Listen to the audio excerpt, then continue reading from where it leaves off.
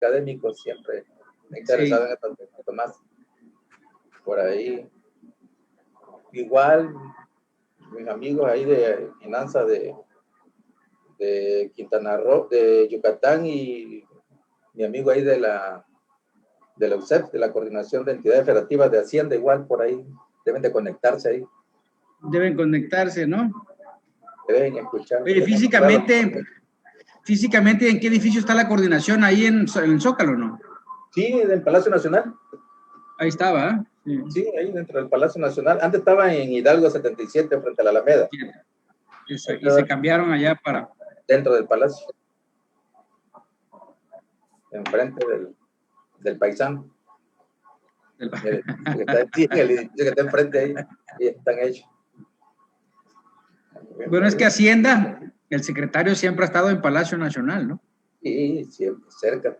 Digo, tienen oficinas en otros lados, pero ahí están, ¿no? Pero ahí están.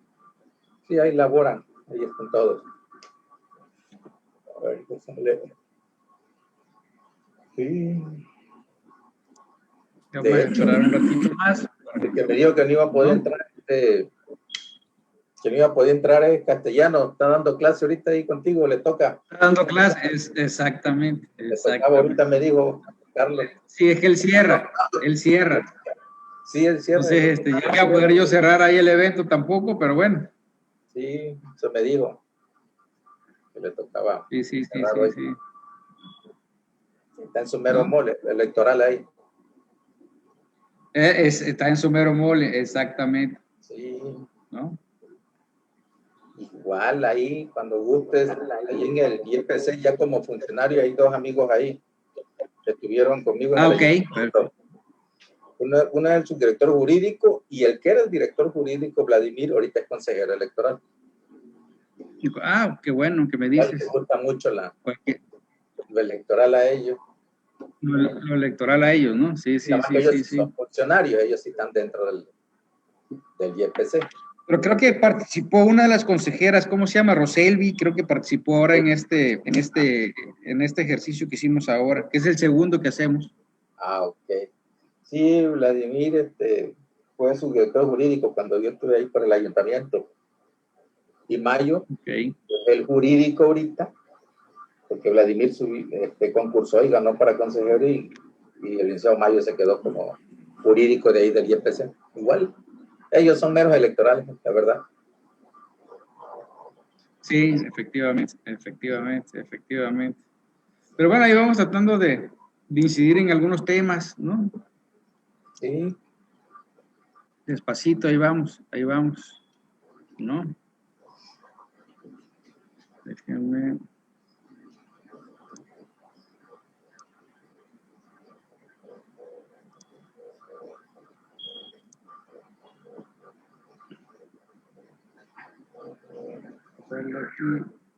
A ver.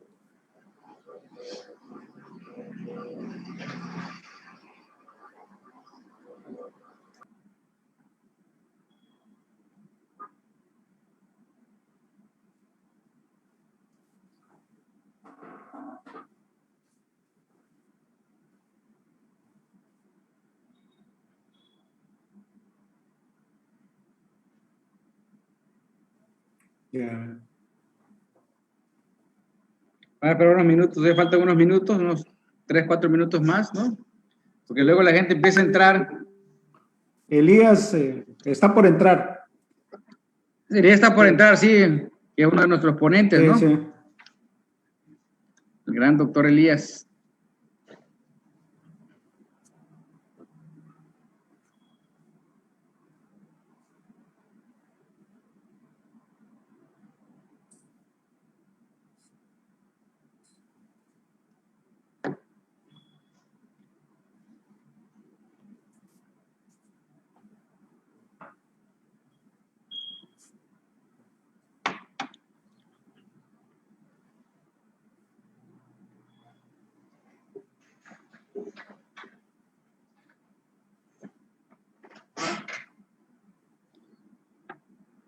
Vamos. Bueno, ahora sí que lo dejo al criterio. ¿Alguno de ustedes quisiera empezar o elijo de izquierda a derecha? o de derecha a izquierda, como ustedes me digan. Pues si quieres yo empiezo. Ok, perfecto. Sí, no tengo ningún inconveniente. Ahora sí que como sea el turno, como lo tenga pensado, no tengo. A ver, nada más, aparezco como Laura Torres. Ok, perfecto, Doc, Para que no vayan a... Sí. No sé cómo cambiar el nombre, la verdad desconozco cómo. Aquí dice renombrar, a ver si lo puedo poner. Sí, yo creo que sí, ahí es.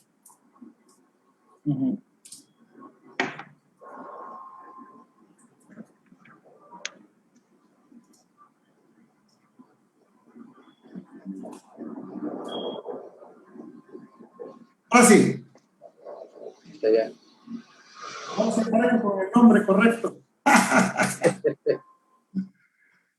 ¿Qué tal? Buenas tardes a todos. Saludo. Buenas tardes. Buenas tardes, doctor. ¿Qué tal, doctor Lucas? Buenas tardes, Elías. Carlos Antonio, ¿qué ha ido? Carlos. Sí. Manuel Varela. Lo escuché. Okay, muy bien. Pues, ustedes dicen. A todos. Ya está, yo creo que yo quisiera empezar unos 3 minutos más y ya damos por iniciada el conversatorio, ¿les parece, no? Me parece bien. No, vamos a ver si hay algunos amigos más por ahí, ¿no?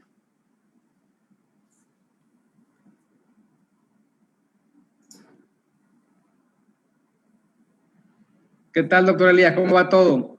Muy bien. Aquí trabajando, man, desde aquí. Desde ahí, desde la casa. Sí. Partiendo las clases de la universidad, posgrado. Ahí estamos con la maestría y el doctorado ahí. La licenciatura, porque ahora tenemos ya el Sistema Nacional de Investigadores quiere que demos en todos los niveles de... En todos los niveles. Licenciatura, maestría y doctorado ya.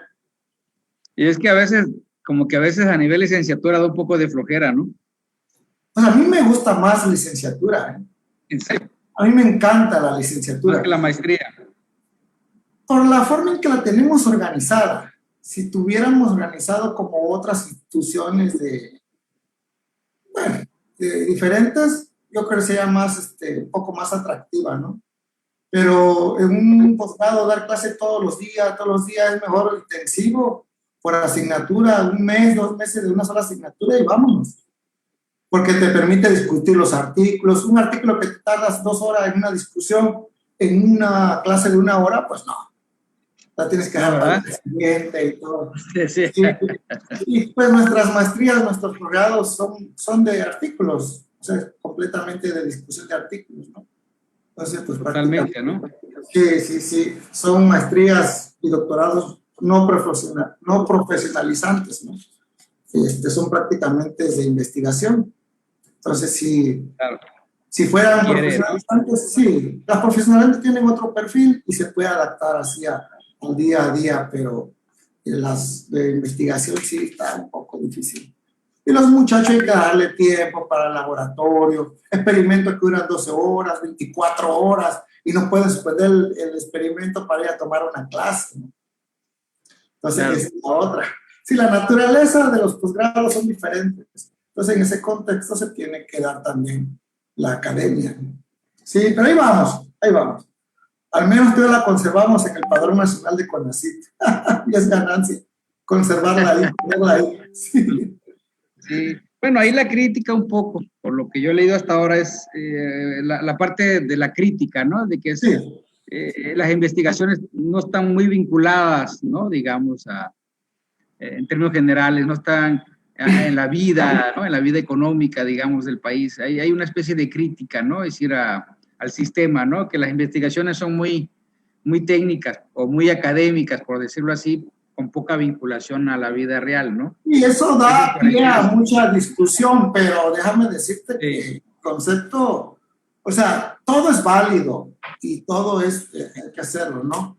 Pero la investigación básica, por ejemplo, la que hace el doctor Lucas, sus modelos, estos predictivos, estos modelos, pues si alguien los ve, va a decir, ¿esto para qué sirve, no?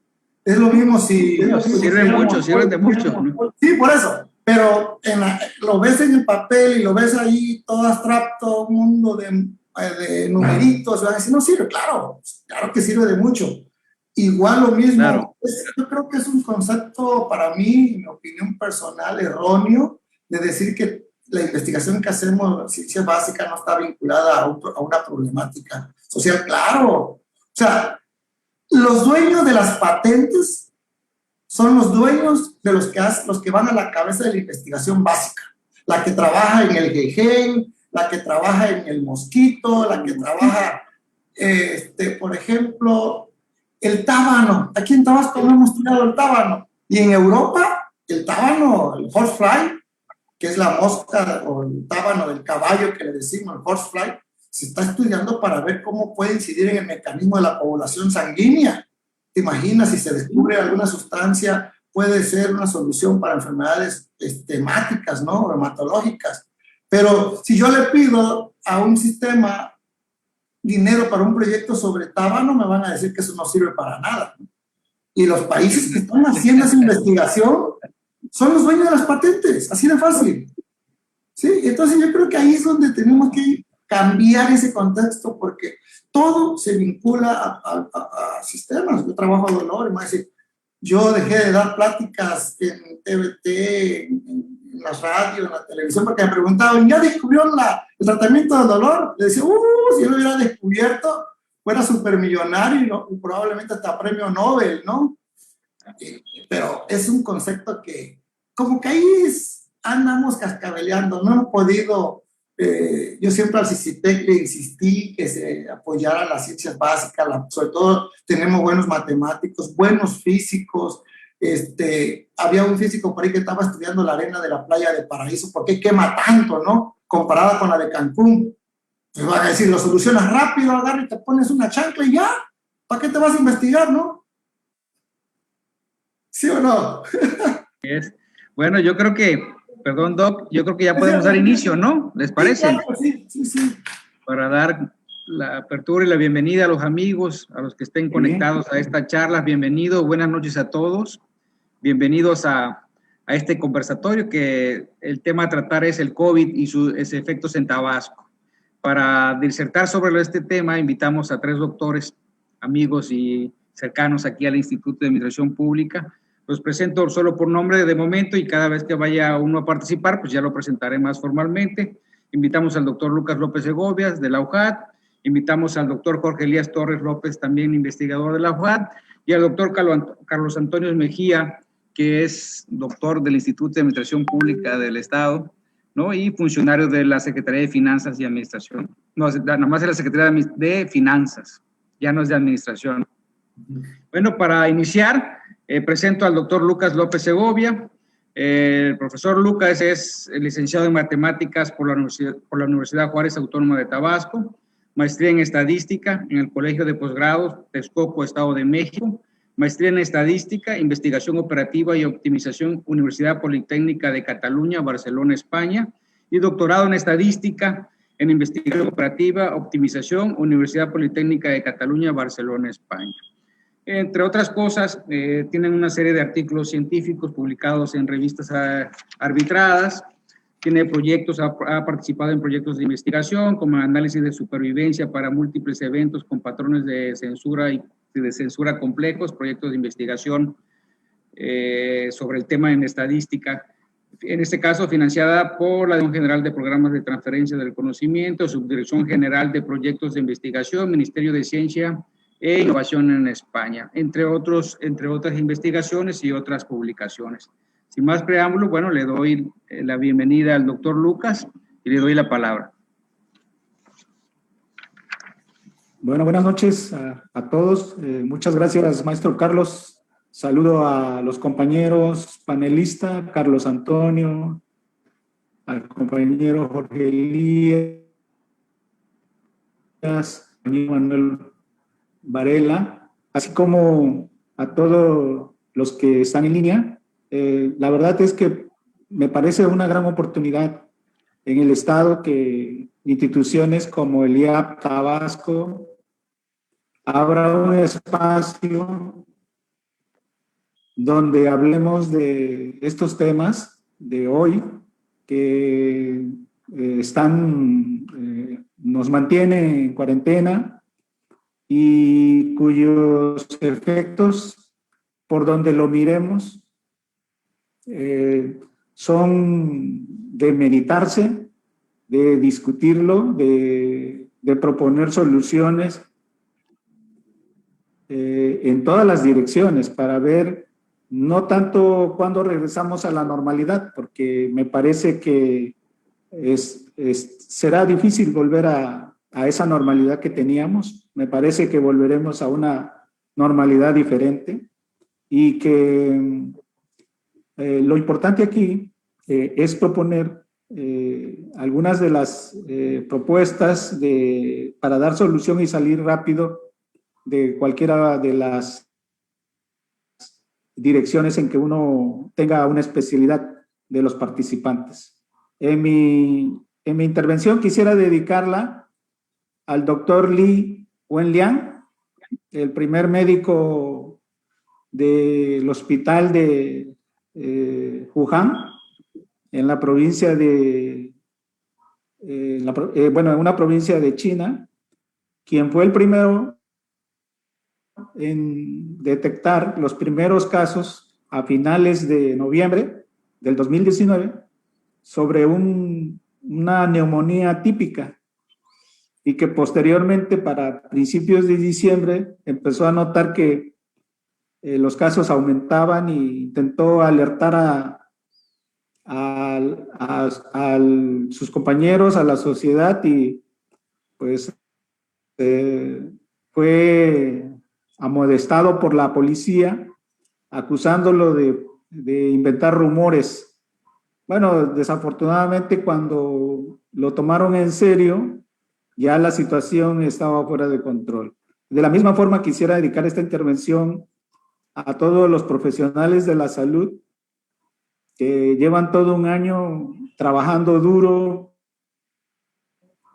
mirando tantas situaciones de pacientes, y me imagino que no ha de ser nada fácil estar allí. Estuve en un tiempo colaborando con el Hospital Juan Graham y pude ver que realmente hacen un trabajo muy desorbitante, muy cansado, y mi reconocimiento para ellos. Y quisiera comenzar mi intervención planteando algunas de las cosas que nosotros hemos hecho en cuanto a la pandemia del síndrome respiratorio agudo severo, mejor conocido como SARS, y que produce esta enfermedad de neumonía que se le llama, precisamente hace como un año fue nombrada como COVID-19. Al principio nosotros tuvimos contacto con gente de diferentes países, colegas que están en Europa, y planteamos que se debería de considerar buscar, digamos, identificar los factores de riesgo para pacientes que sobrevivían y pacientes que morían, para ver cuál era la diferencia, porque para más o menos como un año no sabíamos mucho. Y bueno, esto es lo que nosotros hemos compilado en un par de videos que hemos compartido, y bueno, seguramente que mucha gente lo ha hecho útil. Posteriormente, nosotros nos dedicamos a cuando vino el brote ya intenso en México, nosotros nos dedicamos a trabajar, como ya lo hemos mencionado aquí, desde casa, y como no había información, diseñamos un proceso ETL, que es un proceso automático para generar información a través de la web, y a través de ello nosotros detectamos los síntomas principales, analizando testimonios de pacientes en todo el mundo, testimonios escritas en la prensa que estaban publicados en internet. Hicimos un análisis usando data mining, o sea, minería de datos y otras técnicas de estadísticas. Y encontramos los principales síntomas y además encontramos también cuáles eran los síntomas que hacían la diferencia entre hombres y mujeres, que uno de los síntomas fue precisamente la tos de estos pacientes. Y hemos trabajado también en el estado, estudiando la geografía del virus, el gradiente, digamos, en el estado, y en todo la Chontalpa, donde está toda la actividad petrolera, es donde se concentra el gradiente, o donde se ha concentrado el gradiente del virus. De hecho, por ejemplo, en toda la Chontalpa está casi el 60% del total de casos en Tabasco, y si incluimos a Macuspana, pues entonces el total de casos aumenta. De manera que esto nos da una idea de los efectos. En este caso quizás podríamos centrarnos en el efecto de esta pandemia, en el efecto económico. En el efecto económico, pues ya tenemos en este momento una economía totalmente destruida, y muchos pequeños y medianos negocios quebrados, y en ese sentido ya podemos dimensionar lo que podría ser el efecto en esa parte. Por otro lado, en el ámbito de, bueno, no sé si ustedes me dicen cuando ya me pase, no sé si puedo parar ahí. No, adelante, profesor, yo le digo cuándo. Ok, y en el ámbito... más todavía. Ok, en el ámbito de la salud, debido precisamente a la cuarentena, al encierro, no tan solo con la enfermedad, sino de estar encerrado, el efecto de salud mental va a ser un efecto muy grande. Allí habría que hacer muchas propuestas quizás de la gente que se dedica a salud mental.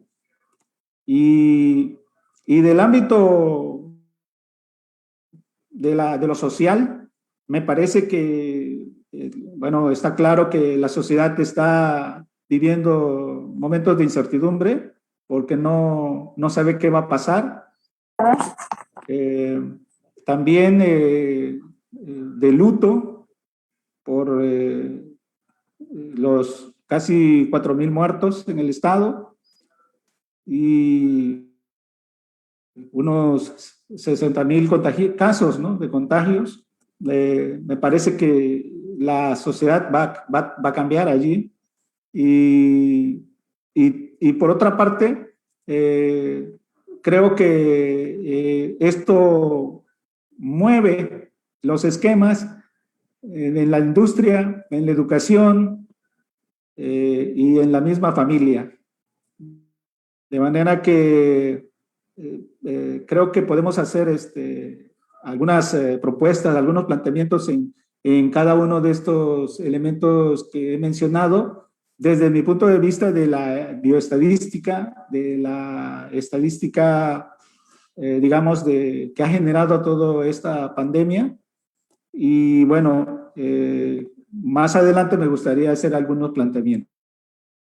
Ok, gracias, profesor Lucas.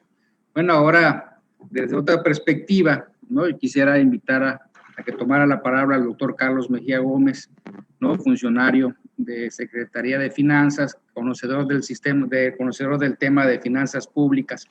Lo presento, es licenciado en Administración con especialidad en Mercadotecnia por el Instituto Tecnológico de Mérida, maestro en Economía y Administración Pública por la Universidad Autónoma de Yucatán y doctor en Gobierno y Administración Pública por el Instituto de Administración Pública del Estado de Tabasco. En el ámbito académico, se ha desempeñado como docente en universidades de Yucatán, Chiapas, Tabasco y Veracruz. En lo laboral, Ha colaborado en la Secretaría de Finanzas, Ayuntamiento de Centro, Secretaría de Desarrollo Social y Secretaría de Educación, siempre en el ámbito financiero. Complementa su formación académica y laboral, diplomados en creación literaria por la Escuela de Escritores de Tabasco, diplomado en finanzas públicas, diversos foros y talleres de finanzas gubernamental, coordinación fiscal y administración hacienda local. Actualmente se desempeña como director de la coordinación hacendaria de la Secretaría de Finanzas del Estado, socio y presidente de la Comisión de Honor y Justicia del Colegio de Maestros de Administración del Sureste y socio fundador del despacho en Consultoría de Administración y Contabilidad Pública del Sureste. Maestro y doctor Carlos, por favor, la palabra, el micrófono es de usted.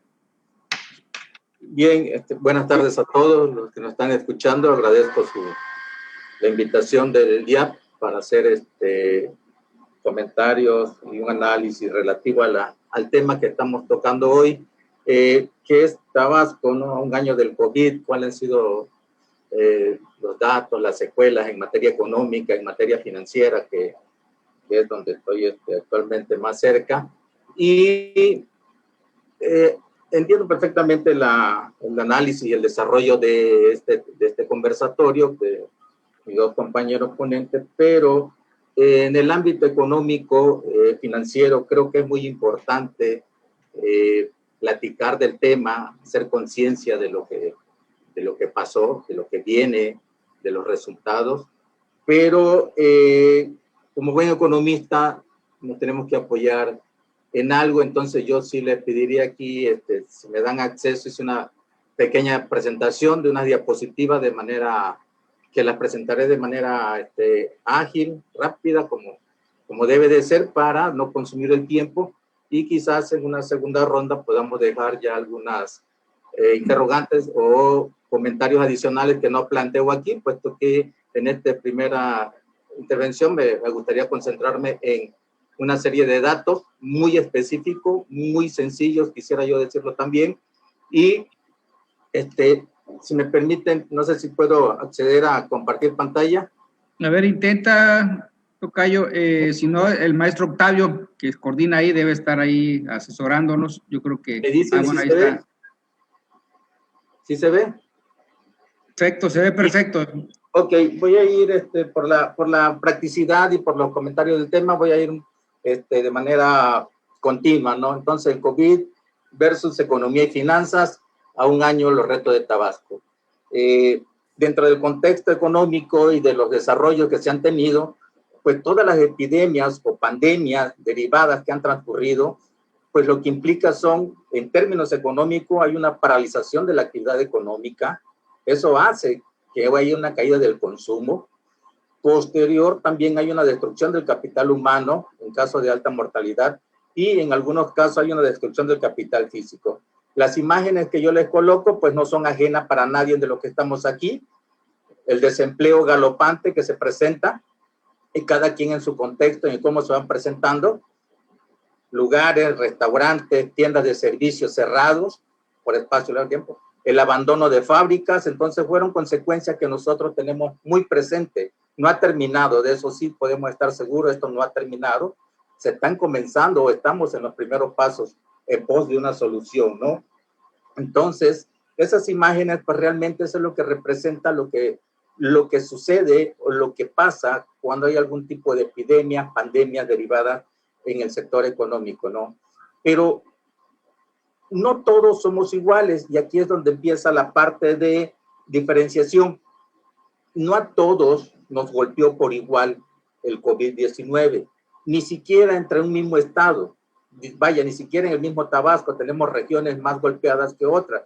Mi antecesor, el doctor Lucas, comentaba muy bien que el 60% de los casos pues, se presentan en la zona de la Chontalpa, en la zona petrolera, y entonces también hacia el interior tenemos una cierta movilidad. Y por ejemplo, aquí nada más, tomando los datos que nos presentan de cómo está la distribución por la actividad económica, tanto de Chiapas, que no está muy lejos de aquí, más cerquita de Reforma, más cerquita, que de Tabasco. Y entonces, nuestra composición económica es totalmente diferente. Mientras que Chiapas tiene una PEA, una población económicamente activa de 2.1 millones, La de nosotros casi, la de Tabasco es casi de la mitad del 50%, casi 1.979.000. Pero en este caso, Chiapas, como sabemos, los trabajadores de apoyo a actividades agrícolas tienen una vocación más campesina de 12.5, mientras que nosotros en Tabasco es de 4.63. Para empezar, aquí tenemos un sector que tuvo una reacción diferente al mismo virus del COVID. ¿Por qué? Porque el sector es más amplio allá y el sector es más pequeño acá. Sin embargo, ¿qué sucede en aquellos sectores que fueron los más golpeados? Por ejemplo, en los comercios establecidos. Aquí sucede lo contrario. En Tabasco hay un 5.31% de personal ocupado en esto, mientras que en Chiapas es del 4.98%.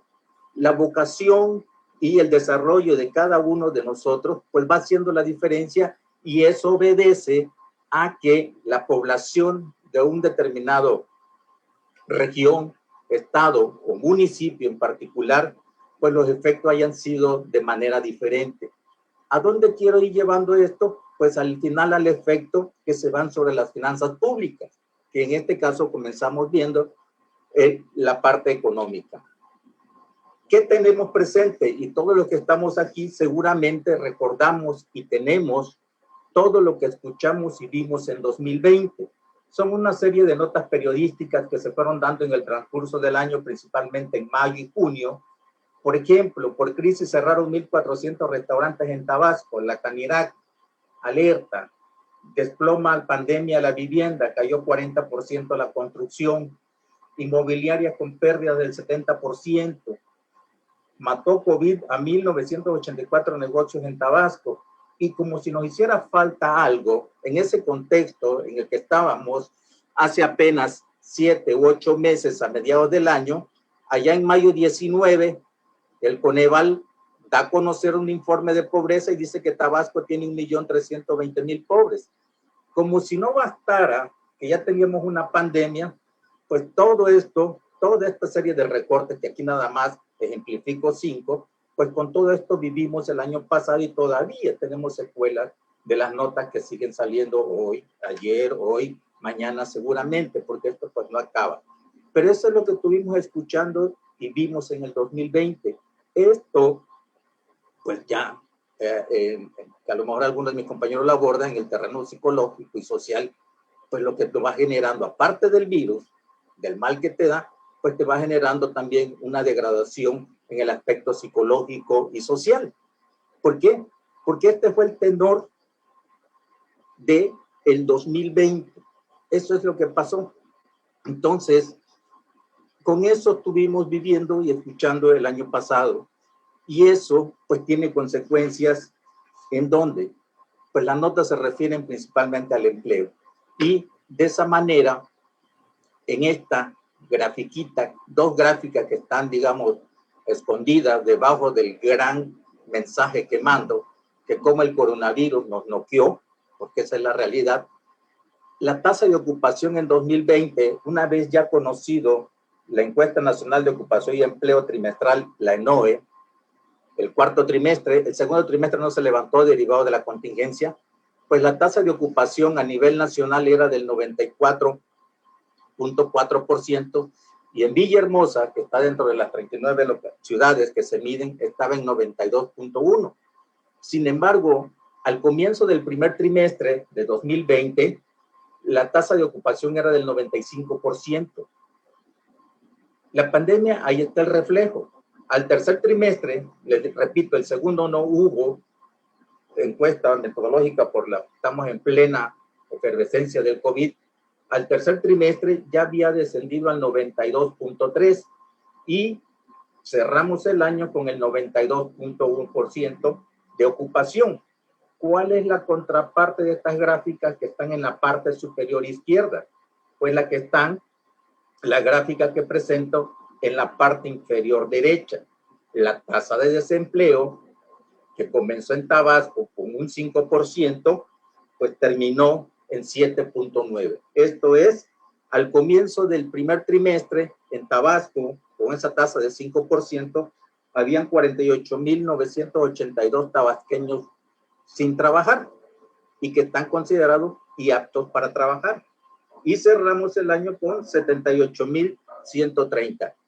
Si sacamos el inicio del primer trimestre al cierre del tercer trimestre y tuviéramos que decir cuál fue entonces el efecto sobre el desempleo en los tabasqueños, pues fueron 29.000, casi 30.000, 29.147 tabasqueños que perdieron su empleo. ¿Por qué? Por lo que estábamos comentando en mi diapositiva anterior: cierre de negocios, locales desocupados, caída de la industria viviendística, toda una serie de factores en el sector servicios principalmente, que fue uno de los sectores más golpeados y que sigue siendo de los golpeados. Pues todo eso nos va llevando a que pues las tasas de desempleo hayan crecido.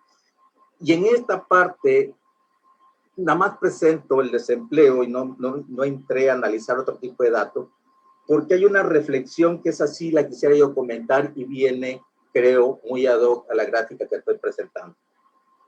¿Por qué el desempleo? Que es uno de los factores que más se analiza. Porque hay un autor que me encontré en una tesis de doctorado, una que estuve revisando, que relacionan principalmente los efectos económicos en las crisis que han existido, y Yahada, en un artículo de tesis de 1979, él escribió que a propósito de las crisis, en este caso la de 130, la Gran Depresión, cita que el desempleo baja la autoestima, genera apatía y conduce al desgaste económico y estructural. Vaya, un jefe de familia sin empleo no solamente es la carencia económica, es la presión social que tiene en su hogar. Eso, como bien cita Hada, pues lo conduce a un efecto psicológico. ¿Por qué? Porque empieza entonces toda una serie de presiones que se van generando en la familia, en las demandas, los hijos que no saben, los hijos pequeños, en mi caso como yo, que no saben qué es la escasez. Ellos saben que tienen que comer, beber y tomar y todo. Entonces empieza una presión, y principalmente estas son, creo, la preocupación más importante y la lectura que debemos de tener de qué sucedió con la clase trabajadora tabasqueña. ¿Por qué? Porque si comprendemos lo que estoy presentando, creo que estamos en condiciones de afinar estrategias y políticas públicas al día de hoy para contrarrestar eso que pasó, que repito, no ha terminado, sin embargo, se va aminorando. Pero todo este contexto, así muy rápido, de manera económica, ¿a qué nos lleva? Bueno, yo lo encamino a lo que es mi área y que son las finanzas públicas. Y así como en la economía, decía yo que no todas las regiones, estados, municipios responden de manera igual, tampoco en el sistema de tributación o de recaudación de los tres órdenes de gobierno que existen en México, como es el federal, el estatal y municipal. ¿Qué sucede entonces en las finanzas públicas? Y vamos con el más grande. Aquí tenemos lo que sucedió con los dos principales impuestos que tiene el gobierno federal, que es el ISR y el IVA. ¿Y qué dice? Se recaudaron más de 3.3 billones de pesos. En la gráfica del lado izquierdo, ingresos por ISR, tuvo un crecimiento de 0.8% con respecto al 2019 en términos reales, aunque esa recaudación fue por debajo todavía, por 92.000 millones, con respecto a lo estimado en la Ley de Ingresos del 2020 de la Federación. En el caso del IVA, la recaudación fue mucho mejor con respecto al 2019, fue 2.5% en términos reales con respecto a 2019, porque la recaudación casi alcanzó el billón de pesos, 988.979 millones, mientras la estimación fue de 1.7.546. Ahí la caída, o lo que no se llegó a recaudar de IVA, fue de 18.500 millones aproximadamente. ¿Esto qué es? Pues al gobierno federal, en los ingresos tributarios, y los dos más importantes, lo que es ICR e IVA, si bien no alcanzó la estimación, tampoco podemos decir que fue una debacle a cómo se planteó. ¿Por qué? Pues no voy a comentar tanto, pero ustedes recordarán que algo que ayudó a la recaudación el año pasado, pues fue la regularización, vamos a llamarle, como dijeron, la renuncia de Deschamps, como un exhorto a los grandes contribuyentes que no habían pagado. Eso ayudó. Ustedes recordarán los pagos de financieras, de instituciones crediticias, casas comerciales que estuvieron pagando. Eso ayudó, entonces eso evitó también que la recaudación. Pero esa es la dinámica recaudatoria del gobierno federal. Si bien se logró obtener una recaudación mayor a la de 2019 de 0.7% en términos reales, lo cierto también es que la caída con respecto a la estimación, pues tampoco fue de grande proporción. Entonces, aquí tenemos al principal ente recaudador, que es el gobierno federal. ¿Qué sucedió con los estados? Y principalmente con nuestro estado, con Tabasco. Pues bien, nosotros, el decreto de la ley de ingresos para 2020 estimaba ingresos propios por 3.245.5 millones. La recaudación, ya el cierre preliminar tomado de los informes de finanzas públicas trimestral que se entregan al Congreso, más una estimación de cierre, pues estaríamos terminando en 3.364 millones. Es decir, hubo un aumento en la recaudación de 118.8 millones de pesos, que es un 3.6% con respecto a lo estimado. Solamente, y quiero dejar claro, estoy analizando la recaudación local. No estoy incluyendo las participaciones o las transferencias federales, puesto que lo que estamos midiendo son los efectos económicos sobre, en este caso, gobierno federal, gobierno estatal y gobierno municipal. Por eso hablo de esa cantidad y la dejo muy clara. Solamente son los ingresos propios, aquellos que conocemos como impuestos, derechos, productos y aprovechamientos. Pero, como pues a manera de ejemplificar y de poner los datos de manera general, pues sí hay un incremento en la recaudación local. A nivel estatal lo hubo. Sin embargo, hay que decir que los 4 conceptos que integran a estos, en algunos son los que soportaron este crecimiento y que no están relacionados directamente con la capacidad tributaria o recaudatoria del Estado. Porque, por ejemplo, en impuestos, y llamemos principalmente el impuesto sobre nómina, pues el crecimiento fue apenas 2.8% arriba de lo estimado. Pero ¿qué pasó con los derechos? Estos quedaron abajo en 23.4% de la estimación. ¿Y por qué se caen los derechos? Pues simple y sencillamente porque hubo un cierre de la actividad del gobierno. El cierre pues vino en la suspensión de servicios que presta el gobierno y por los cuales cobra pues los derechos correspondientes. Ahí está el verdadero impacto sobre las finanzas del Estado, aunque los aprovechamientos principalmente son los que contribuyeron a que ya neteado fuera arriba, pero en los derechos el cierre,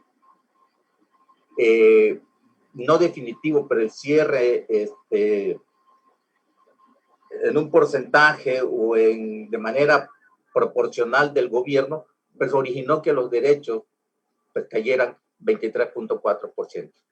Entonces, ¿qué tenemos aquí? Una dinámica diferente. El gobierno federal cae, pero para él, para las finanzas públicas federales, pues 8,000 millones menos, no creo que le impacte muchísimo, ¿no? En el cambio, para nosotros como Estado, 118 millones, pues ayudan y refrescan en ese sentido. Pero esta es una gráfica, en mi caso, de otros análisis que estoy haciendo y que he representado ya. En el caso de la península, por ejemplo, Quintana Roo, tampoco cayeron sus ingresos, pero sí tienen una caída en sus ingresos estatales. Vuelvo a repetir, el efecto económico y que ya traducido a las finanzas públicas, pues tuvo diferentes impactos. Sin embargo, en mi caso, y lo digo muy responsablemente, pero también muy emocionadamente, a mí me encanta el estudio de la hacienda municipal. De hecho, mis 2 tesis en eso se han enfocado. ¿Y por qué? Porque pues es el gobierno más demandado al que acudimos primero, pero también el más débil en la situación económica y financiera. ¿Y qué pasó con los municipios del estado de Tabasco el año pasado? Bueno, haciendo una sumatoria de sus leyes de ingresos que se publicaron en el periódico oficial del estado, en conjunto los 17 municipios presentaron para el 2020 una estimación de ingresos propios de 936.2 millones. Y la recaudación que obtuvieron ya con cierre de los informes de ingresos y finanzas públicas que ustedes pueden consultar de manera muy precisa en la página de la Secretaría de Finanzas, la recaudación real de los municipios fue de 807.2 millones. Aquí, en el caso de los 17 municipios, la caída de la recaudación propia fue de 128.9 millones de pesos, que representan un menos 13.77%, casi un 14% se cayó la recaudación en el ámbito municipal. Y lo mismo, volvemos, el cierre parcial de los ayuntamientos, los impuestos, llámese el predial, que es el principal, tuvo una caída de 13.8%, y de los derechos, principales derechos, el agua, tuvo una caída de 21.9%, casi 22%. Entonces, ¿qué sucede en este caso? Y por eso quisiera yo comentarles aquí al final.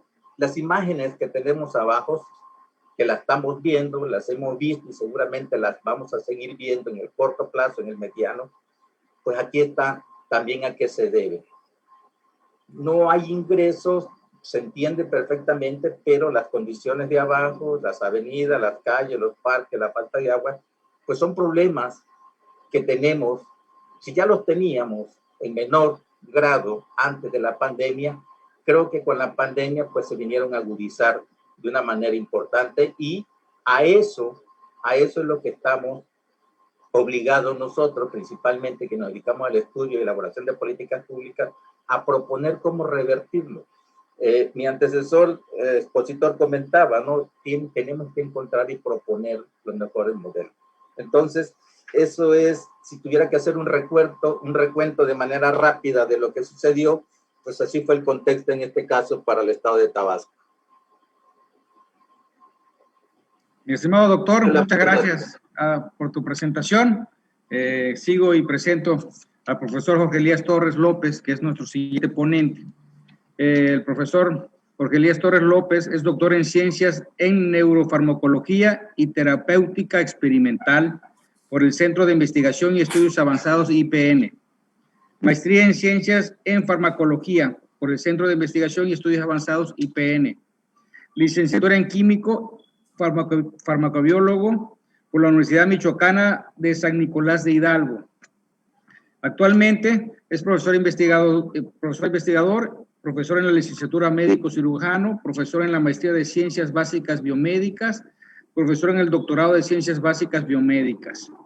En algún momento del 2011 al 2015 fue coordinador de investigación y posgrado de la División Académica de Ciencias de la Salud de la Universidad Juárez Autónoma de Tabasco. Actualmente, bueno, insisto, actualmente es profesor e investigador de tiempo completo. Mi estimado profesor, doctor Jorge Elías, tiene usted la palabra. Gracias, muy amable. ¿Sí me escuchan, verdad? Sí, perfectamente. Ok, muy bien, gracias. Pues muchas gracias por la invitación. Saludo a todos los que están colaborando con nosotros en este conversatorio y los que nos acompañan. Bien, es cierto de que lo que decía el doctor Lucas y mi antecesor hacen un recuento, pero al final de cuentas lo que queremos es llegar a qué políticas públicas se tienen que implementar o planear para poder de alguna manera contrarrestar los efectos que nos está dejando esta infección o esta enfermedad del COVID-19. Bien, yo quisiera, el doctor Lucas por ahí comentaba, si realmente vamos a regresar a la normalidad o va a ser una nueva normalidad, como se ha dicho, una nueva época. Y esas son las preguntas que nos tenemos que hacer o que yo estoy haciendo el día de hoy, o cuál es la parte cómo es el post-COVID, el Tabasco post-COVID, ¿sí? Eso me gustaría comentarlo. Pero antes de eso yo quisiera, voy a hacer, cómo comenzó esto. El doctor Lucas decía en Wuhan, en la provincia de Hubei, en China, es que ahí es Hubei, en China, en diciembre del 2019, nos enterábamos por los medios de noticias que las investigaciones ya estaban de este virus. Es un virus muy conocido de hace muchos años, se conocía en especies, en animales, y ya habían algunos artículos de revisión hechos sobre este tipo de virus, que pertenece a una clase de virus que no voy a entrar en detalle, porque pues no es el objetivo de la plática. Pero bueno, primero se conoció la epidemia ahí en Wuhan, luego en pandemia, se convirtió en una pandemia,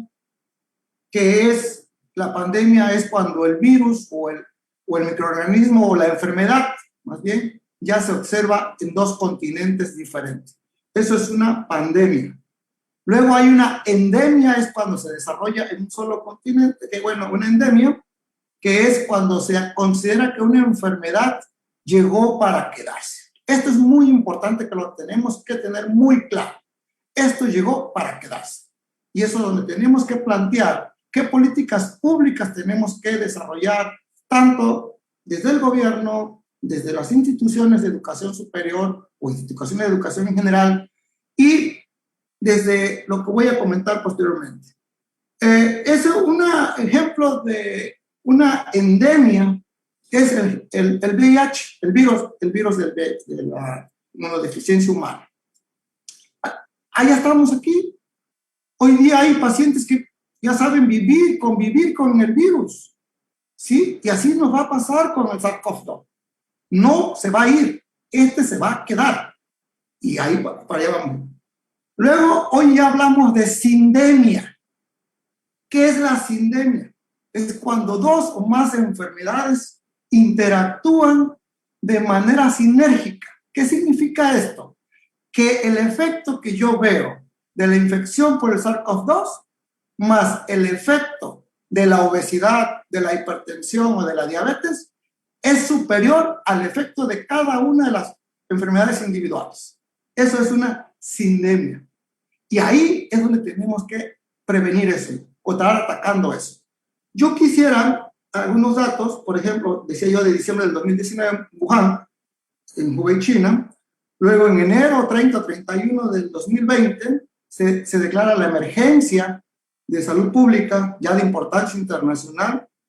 En marzo, por ahí del 10 o el 11, se declara como una pandemia. Y hoy ya hay muchos artículos que están hablando de sindemia, ¿sí? Tanto editoriales como de la revista Lancet. Hay muchos, pero voy a decir que en Tabasco un grupo de investigadores de la UJAC ya escribió un artículo que se publicó en una revista nacional que se llama Gaceta Médica de México, donde ya dice riesgo de sindemia del COVID-19 y fiebre del dengue en el sur de México. Eso es lo que tenemos que hacer hoy día, ya verlo como algo donde ya no vamos a regresar a la normalidad. Yo sí estoy en esa posición. Esa normalidad ya quedó atrás. Vamos a una nueva época, o si queremos llamar una nueva normalidad.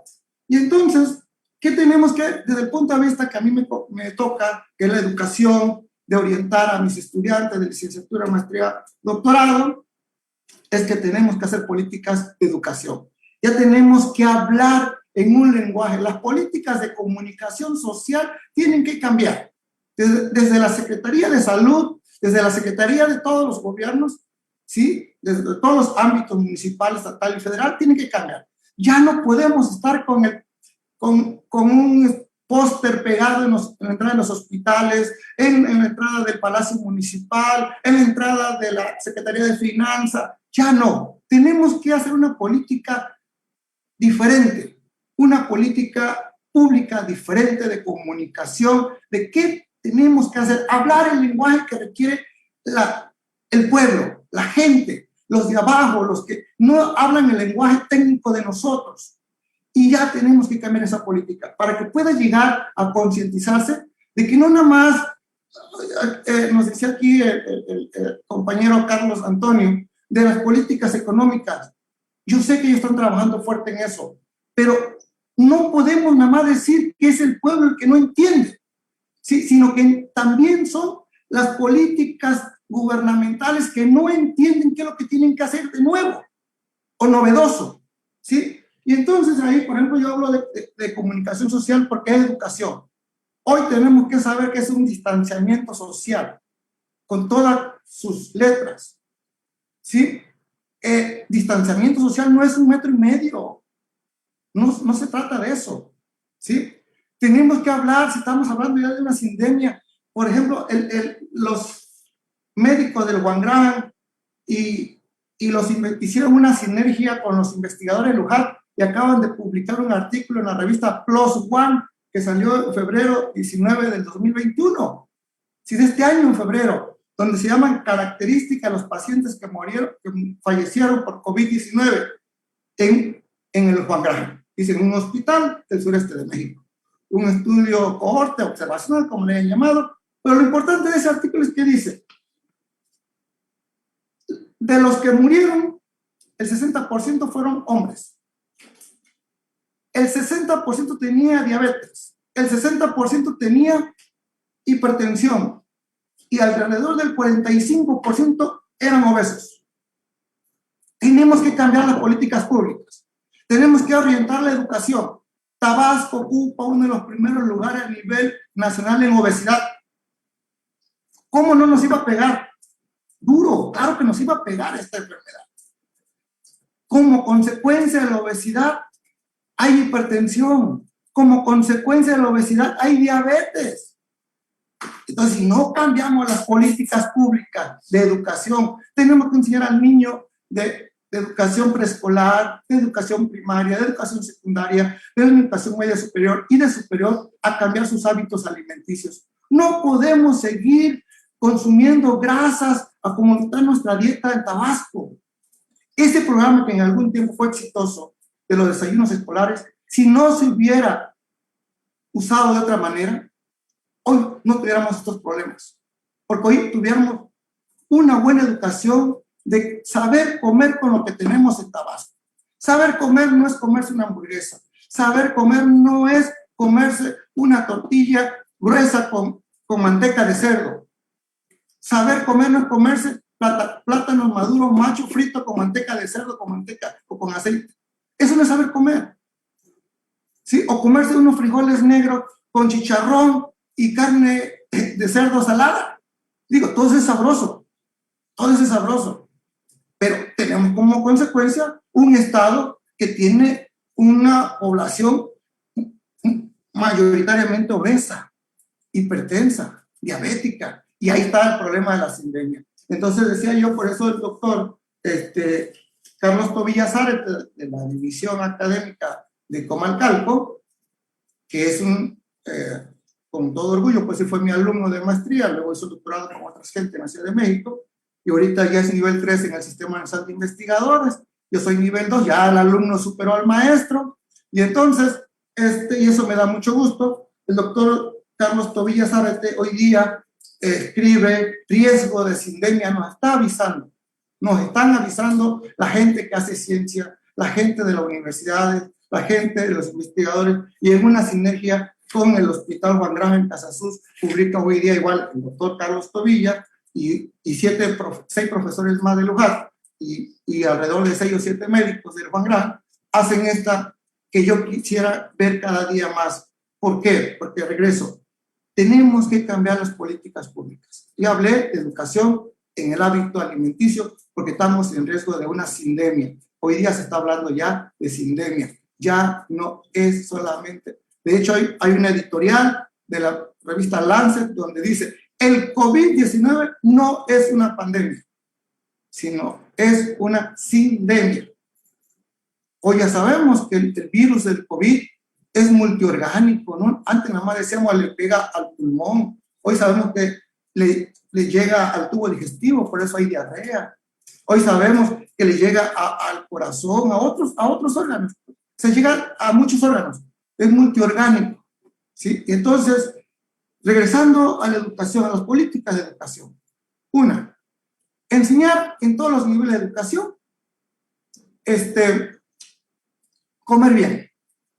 Yo creo que ahí está el programa de desayunos escolares, la cocina escolar, donde hay que capacitar a las madres de familia y padres de familia y a los niños a comer bien con lo que tenemos, con lo que hay en Tabasco, ¿sí? Dos, políticas de educación para la salud.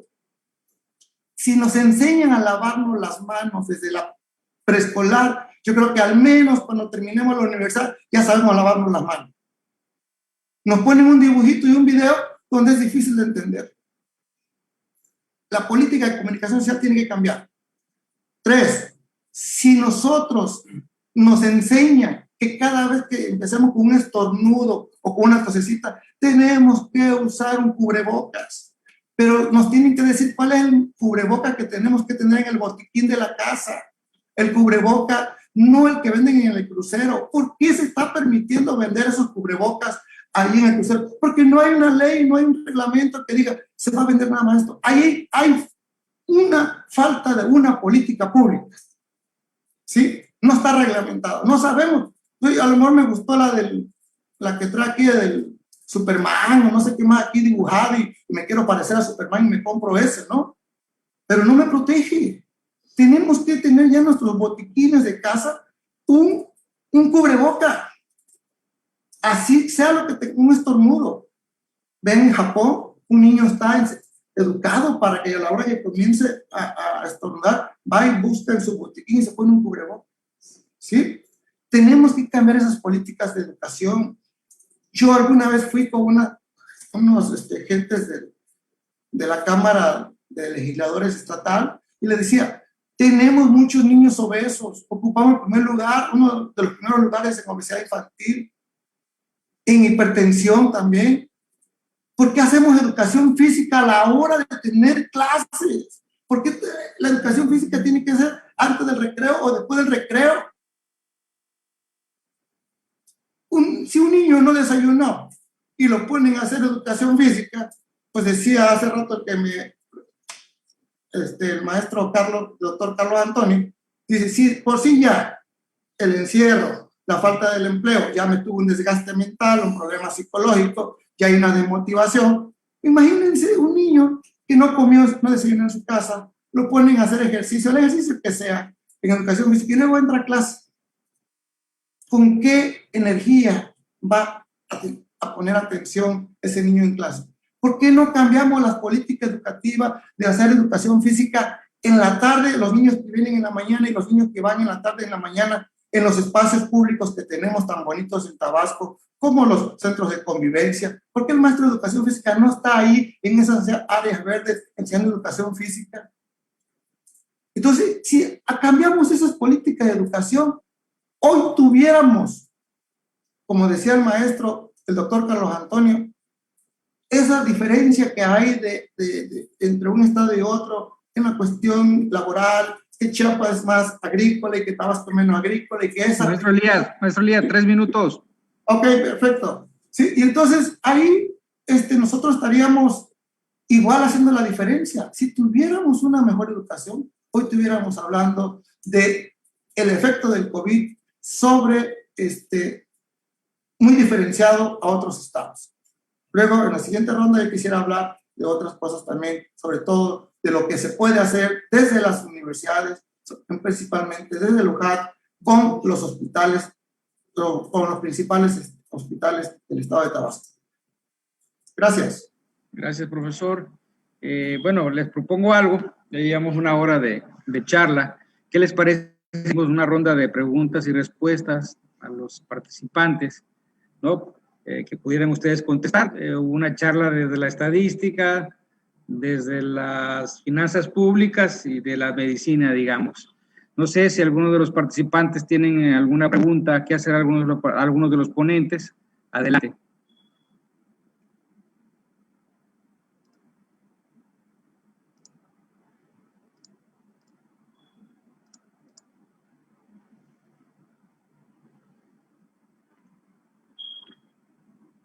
Bueno, yo, si me permiten, yo sí quisiera hacer una pregunta de entrada al doctor Carlos Antonio Mejía. ¿Cuáles son las expectativas para el 2021 en términos de ingresos en el caso del estado de Tabasco?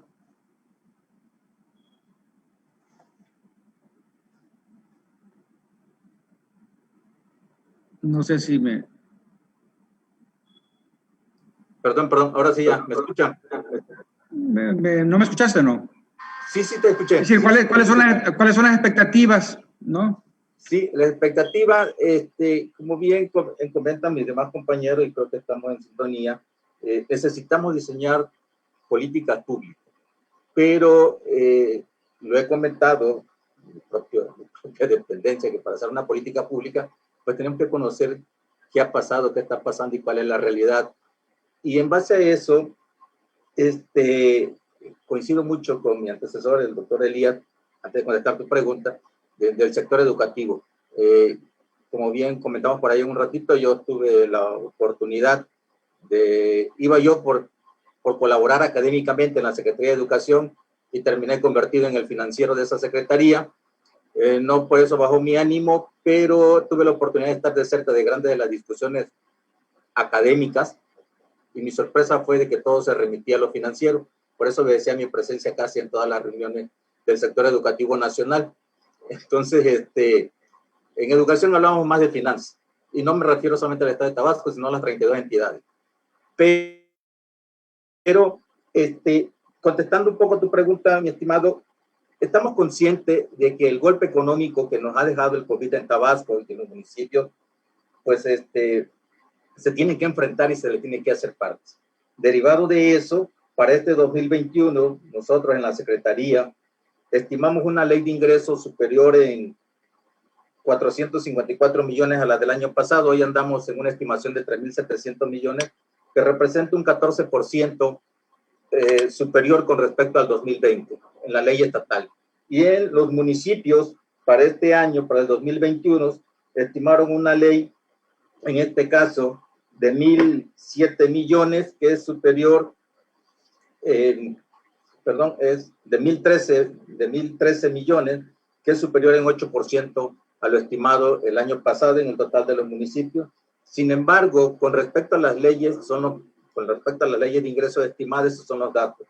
Pero si lo vemos desde el punto de vista recaudador, nuestra ley de ingresos del Estado, de ingresos propios, es superior en 22% a lo recaudado. Y en el caso de los municipios, es superior en 25%. La estimación de ley de ingresos 2021 de los 17 municipios es superior en 25% a lo recaudado. ¿Esto qué quiere decir?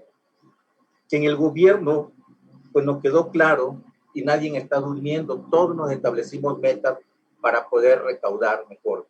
No hay subida de impuestos, apostando por nuevas y mejores estrategias recaudatorias, pero también apelando a la sensibilidad de los contribuyentes. Entendemos perfectamente la situación económica, pero, y aquí voy en este sentido, y dos, aunque ha transcurrido mi experiencia laboral 20 años del lado del ingreso, siempre soy partidario de que la reforma debe venir por el lado del egreso, es decir, mejorar la calidad del gasto, porque nos debe de quedar claro que toda propuesta de política pública, y su nombre lo dice pública, requiere de ingresos públicos, y si no hay contribución, ¿de dónde saldrán el financiamiento de las políticas públicas? Ese es el gran reto que enfrentamos quienes hoy estamos en las áreas de administración pública, principalmente de los recursos financieros, pero también que nos apasiona del lado académico. Esa es la expectativa. Traemos por arriba del 20% estados y municipios en recaudatoria y la federación en términos reales trae un 3.8% arriba. Repito, es aportarle a estrategias. ¿Para qué? Para que se puedan financiar políticas públicas que permitan una recuperación económica pronto. Porque hay algo que no he comentado. Ayer se presentaron los resultados ampliados del censo 2020 y en Tabasco, de las 78,000 personas desempleadas, el 67% son hombres y el 33% son mujeres. ahí tenemos ya el principal reto de cómo hacer y crecer el empleo. Y también el doctor Elías platicaba de los desayunos escolares, el programa de escuela de tiempo completo, todo ese rollo, y me tocó ver de educación, que son una buena estrategia, pero sin embargo los datos duros nos dicen otra cosa. Por ejemplo, ayer se anunciaba por parte del INEGI que 8.9 millones de hogares no les alcanza para realizar ni siquiera las 3 comidas diarias, una. Entonces, ¿qué hacemos con eso? Y vuelvo a lo mismo. Pareciera que es el huevo y la gallina, pero no. Aquí está claro. Se necesitan recursos públicos para financiar políticas públicas. Me queda claro, y lo repito con todo sentido de responsabilidad, he estado 20 años del lado del ingreso, pero siempre he creído que lo que hay que mejorar es la calidad del gasto. Pareciera hoy, y aquí el doctor Elías me podrá decir algo, que la única política pública para una educación de alimentación en los niños escolares, yo la acabo de ver con mi hijo que está en primaria, pareciera que la única política es las 2 páginas que trae el libro del plato del buen comer, que lo mismo lo encontré en el libro de mi hijo de primaria, en el mi hijo de secundaria. Pareciera la única política pública que yo he encontrado en los libros de texto de primaria. Pareciera que esa es. Y no, como bien comenta mi compañero, el doctor Elías, hay que ir más a fondo.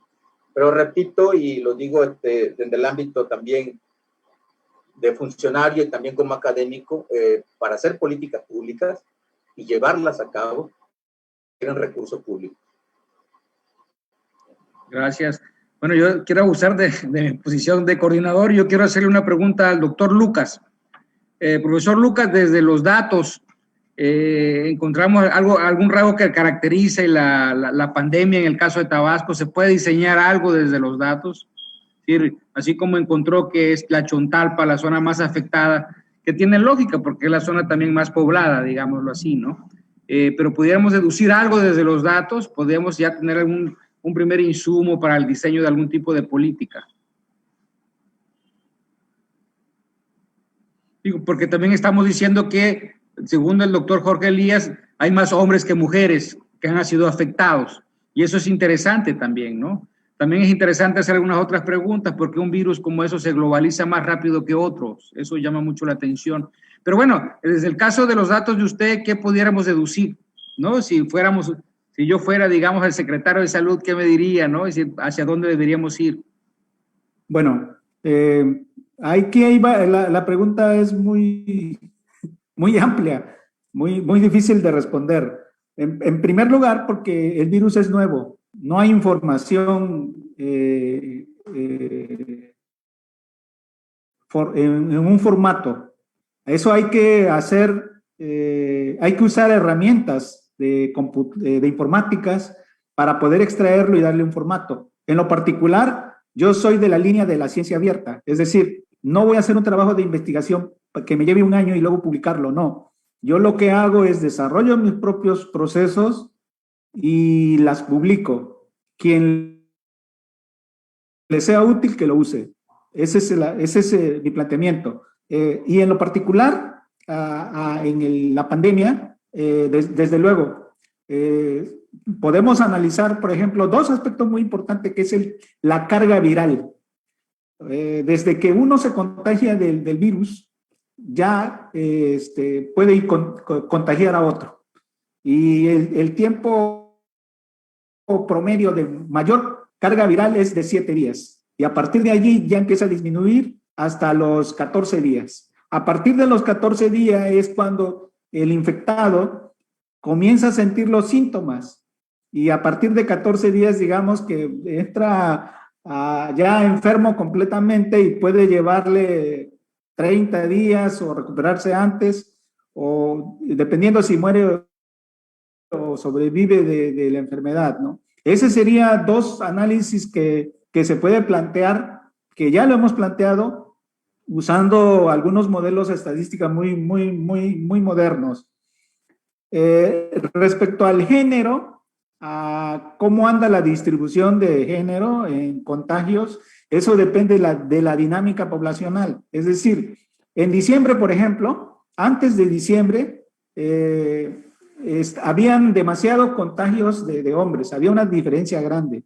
Y con las fiestas de diciembre las mujeres salen a comprar, entonces se exponen más que los hombres. Entonces ahí es donde repuntó más el número de mujeres contagiadas. Y ahora en enero vimos que la diferencia había casi iguales estaban, ¿no? Últimamente creo que siguen habiendo ligeramente hombres, no estoy muy seguro cómo va ahora, pero eso corresponde a la dinámica de la población. Precisamente por eso es que los modelos de curvas de predicción no funcionan, son meramente una idea nada más de estimación, porque no puedes, ni en las mejores ciudades o países con mayor educación no se puede predecir, porque, por ejemplo, en el caso de Tabasco, pues hay mucha gente con muchas necesidades, entonces tienen que salir y se arriesgan, ¿no? Tal es el caso como lo que yo planteaba, ¿no? De la actividad petrolera en la Chontalpa, pues, genera la región, digamos que si alguien viene a Chontalpa, debe tomar más precaución que ir a Teapa o a Jonuta, ¿no? Porque aquí hay mayor riesgo. Entonces, ese serían, digamos, algunos planteamientos que se pueden hacer de la dinámica de la población usando el análisis demográfico, porque ahí hay muchas expectativas de vida también, y eso termina al final de cuentas en una situación digamos, de salud emocional. Pero yo quisiera hacer dos planteamientos importantes que tienen que ver con la economía, y uno es, vamos a regresar a la normalidad en función del plan de vacunación. Y la economía va a depender mucho de esos dos factores y también de los precios del petróleo, que por lo que veo ya va por buen camino. Sin embargo, hay un obstáculo en el plan de vacunación, de que casi 10 países tienen acaparado casi el 70% de las dosis. Entonces, ya nada más nos damos una idea que el plan de vacunación va a llevar todo este año y posiblemente parte del próximo. Entonces, regresar a una nueva normalidad nos va a llevar mucho tiempo. Ahora, ¿qué significa eso? Significa que debemos reactivar la economía usando la tecnología. O sea, el comercio digital, la economía no se ha caído, ha resistido por el comercio digital. Y entonces eso quiere decir que lo que debemos plantear, si es que se puede hacer un planteamiento desde el IAP, por ejemplo, es apoyar a los productores que hagan compañía con gente joven para que les enseñen a promover sus productos de manera digital. Ya hay chiringuitos digitales, ya hay gente que vende digitalmente. Comenzaron vendiendo, bueno, creo que se llaman nenis, los que generaron esa oportunidad de negocio. Y ahora yo estoy seguro que dentro de un par de años, algunos de ellos van a ser empresarios, porque ese es el negocio, la tecnología. O sea, la única manera de salir adelante de este hoyo es usando la tecnología. Y eso mueve definitivamente todos los esquemas. Y aunque posiblemente el doctor Elías, el doctor Carlos Antonio no estén muy de acuerdo conmigo, pero la educación seguro que dentro de poco va a ser totalmente a distancia.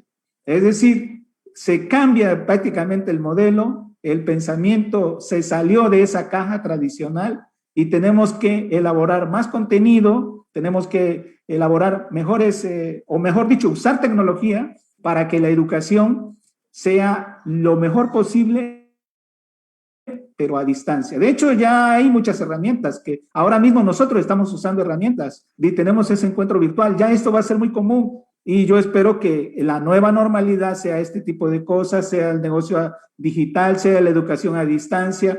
Por ejemplo, la Universidad Oberta de Cataluña tiene 25 años, o sea, estoy hablando que cuando casi no había ni internet, dando educación a distancia. Y hoy en día le hizo lo que el viento Juárez la pandemia, absolutamente nada. Al contrario, su matrícula creció. Entonces, eso es lo que nos espera el futuro. Y eso es lo que precisamente genera lo que es la cuarta revolución industrial, que es la revolución digital más la revolución tecnológica. Y de ahí surge la economía 4.0, la industria 4.0, y es hacia a donde ya vamos, ¿no?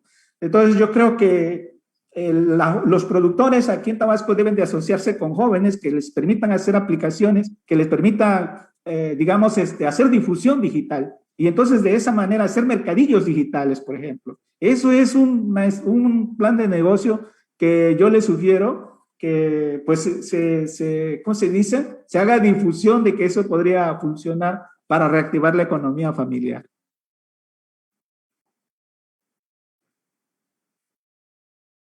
Esa sería mi participación.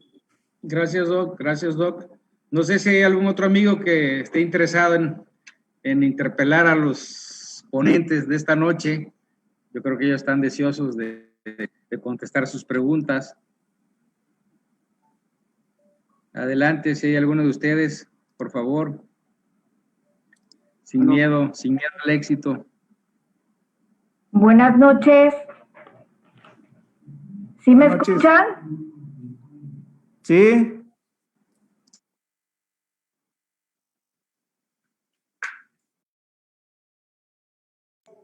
Abre tu micrófono, maestra Carmisa, se volvió a cerrar. Ok, perdón.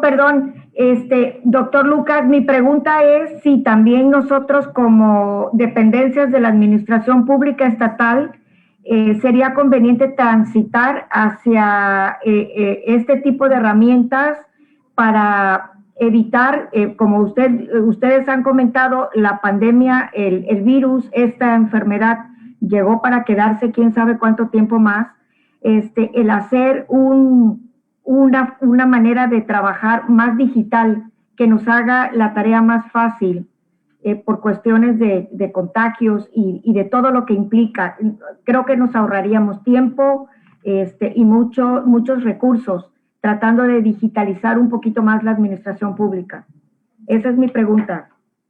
Ok, de hecho, justamente va a empezar a ver de hecho hace como un mes empecé a ver más que muchas universidades, muchas páginas en internet están anunciando cursos para preparar a las generaciones, sobre todo a las empresas, a las instituciones para transitar a esa nueva normalidad. O sea, ya ahora estamos viendo mandos de voz, por ejemplo, Alexa de Amazon, Siri de Apple y así otras herramientas. Ya tenemos, por ejemplo, tabletas digitalizadoras que son como pizarrones para profesores, que con una aplicación ya puedes tener un pizarrón electrónico. O sea, ya hay esta es la revolución tecnológica.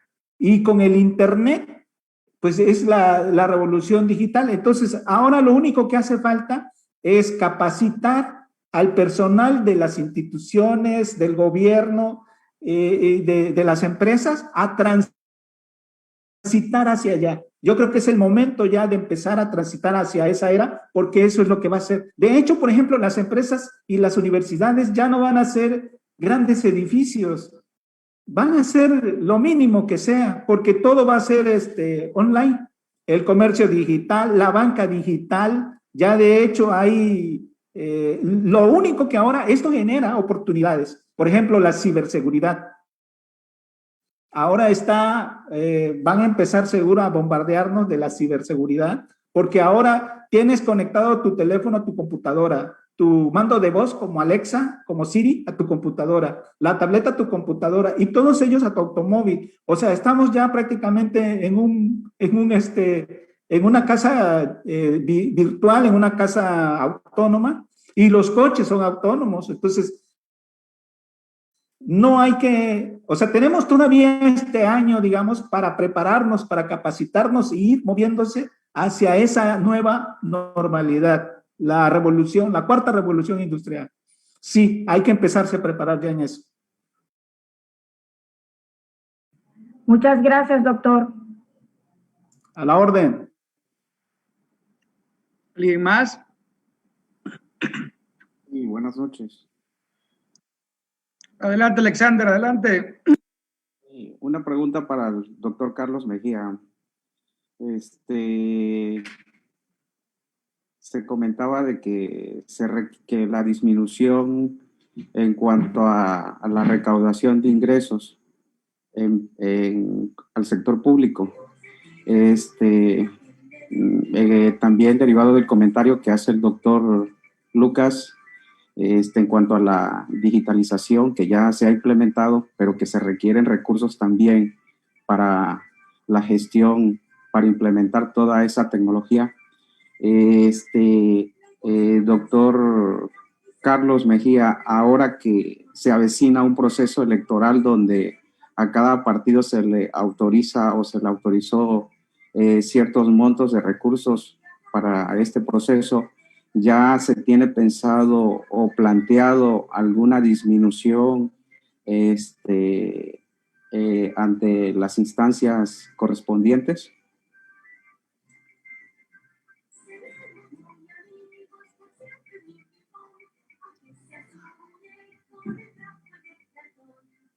No sé si escuchaste. Sí, sí escuché.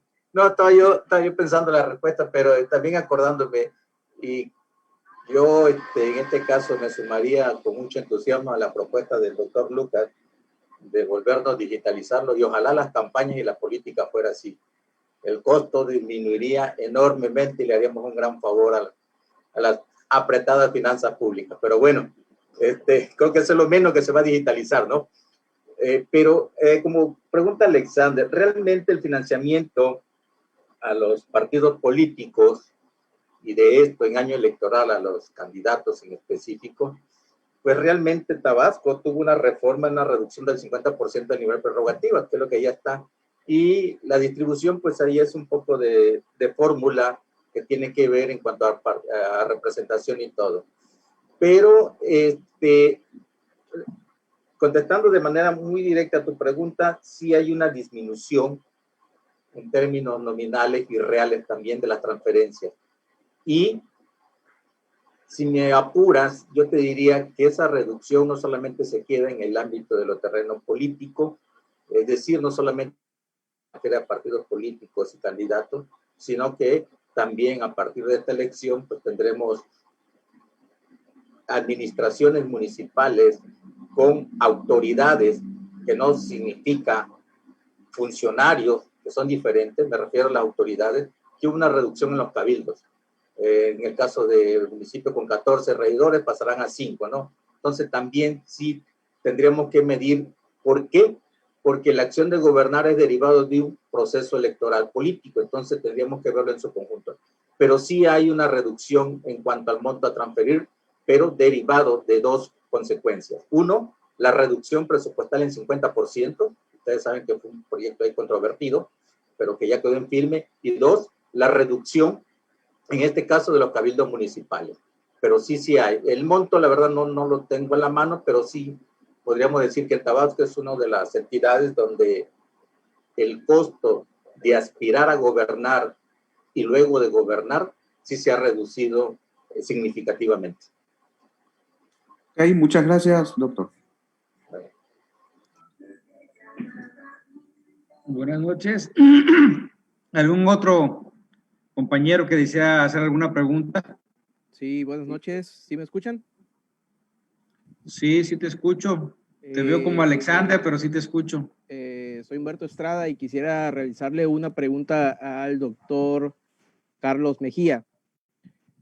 Ahorita que el doctor Lucas toca esa parte de la digitalización, quisiera saber si se está planteando desde la Secretaría de Finanzas alguna política con respecto a la digitalización para poder acceder a mayores ingresos a la hacienda pública estatal, ¿sí? A través de alguna plataforma digital, porque si nos vamos a quedar con esto de la pandemia por un tiempo más, creo que sí sería de impacto realizar o formular alguna plataforma digital en la cual pues se puedan hacer pagos de derechos, aprovechamientos, impuestos a través de mi celular o a través de alguna laptop, ¿no? Alguna computadora. Quisiera saber esa parte, a ver si se está haciendo alguna propuesta en relación a esto, doctor Mejía. Muchas gracias y buenas noches. Bien, contestando así de manera puntual a lo que nos comenta, lo que pregunta Humberto, sí hay en procesos la automatización de los servicios. La idea es de que el total de servicios que damos como Secretaría, y no solamente finanzas, sino como gobierno, lo ideal en un país desarrollado está en el 80-90% de todos sus procedimientos y sus servicios digitalizados. No vamos muy lejos y aunque a veces nos odia hacer comparaciones, Yucatán se estrenó este año con la tarjeta de circulación digital, la licencia digital, ya no hay que hacerlo. Tabasco todavía no estamos pensando en todo ese rollo. Sí hay en camino, pero te podría decir que lo que se está haciendo, y precisamente ayer me comentaban, es primero poner en orden, porque para poner en servicio digital las operaciones vaya, siendo repetitivo, los servicios que prestamos, pues primero es poner en orden nuestros archivos, me refiero a los padrones principal. Si vas a salir a cobrar el agua o el predial por internet, pues tienes que tener en orden tu padrón. Si vas a entrar y resulta que te llamas Carlos Antonio Mejía y en el servicio te aparece como Mejía Gómez, Antonio Carlos, y nunca te vas a encontrar, pues lo primero, en este caso, vuelvo a repetir, sí se está trabajando, ya hay un orden por parte de las direcciones ahí de recaudación en establecer parámetros únicos para ofrecer los servicios. Y sí se está encaminando. La idea es que pues, en este sexenio se dejara la mayor cantidad de servicios digitalizados y disponibles, porque nos queda claro que la digitalización no es solamente tener internet en la oficina, es acercar los servicios al contribuyente desde una computadora, desde un celular y todo ese rollo.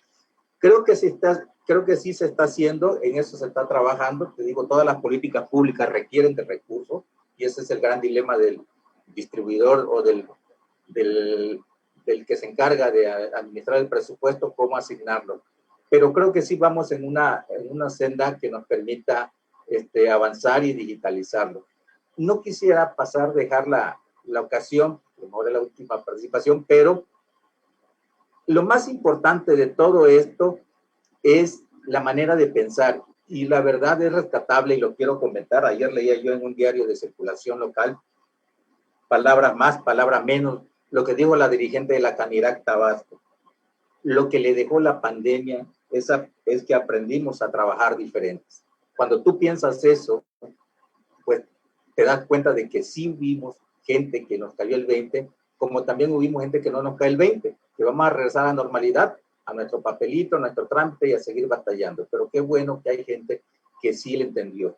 Y creo que la reflexión que nos debe de quedar todo esto es una que hace el analista español Antonio Navalón, quien comentó en un foro que dio recién pasado de una revista española y decía que el primer cambio geopolítico tiene que ser mental e individual. Creo que si comprendemos esto que dice Navalón, bueno, pues estaremos en la senda correcta de poder avanzar en todo lo que hemos planteado hasta ahorita, ¿no? Bueno, aquí hay una de las últimas preguntas.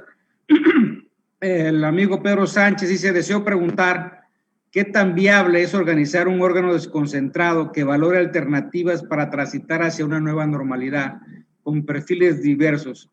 Me refiero a expertos de diversas áreas, priorizados a escala estatal.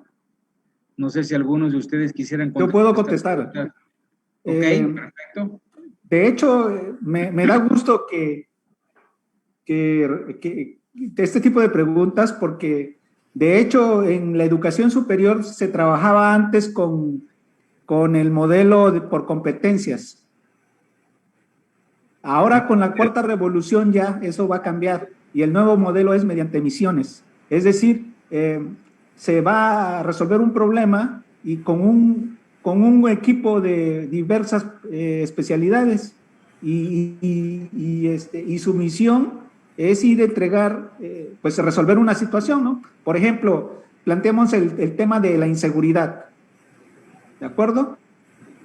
Sí, doctor. Entonces, la información ya está en la web, son datos, imágenes, voces, textos, lo que sea. Un informático lo extrae, un estadístico lo analiza, un sociólogo permite proponer, digamos, alternativas de qué es lo que está pasando con la sociedad.